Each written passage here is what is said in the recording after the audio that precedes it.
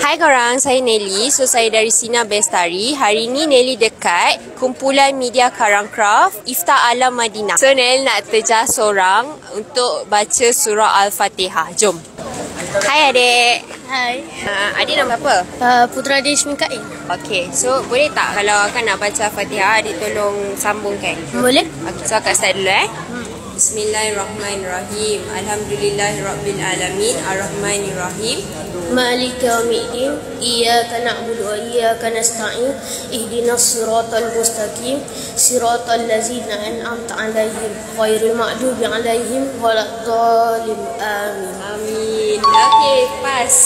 Nelly dah jumpa orang kedua selepas kita dah berbuka. Hai adik. Hai. Nama adik apa? Muhammad Akil. Adik sambung surah Al-Fatihah. Boleh? Boleh. Okey, so akak start dulu. Bismillahirrahmanirrahim. Alhamdulillahirabbilalamin. Ar-Rahmanirrahim. A'udzubillahi minasyaitonirrajim. Bismillahirrahmanirrahim. Maliki yaumiddin. Iyyaka na'budu wa iyyaka nasta'in. Ihdinas siratal mustaqim. Siratal ladzina an'amta 'alaihim ghairil maghdubi 'alaihim waladdallin. Amin. Okey, adik ni pas. Okey, so Nelly dah jumpa orang yang terakhir. Hai adik. Hai.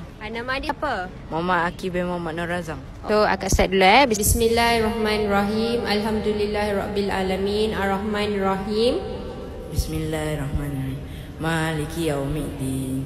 Iyyaka na'budu wa iyyaka nasta'in. Ihdinas siratal mustaqim. Siratal ladzina an'amta 'alaihim ghairil maghdubi 'alaihim waladdallin. Amin.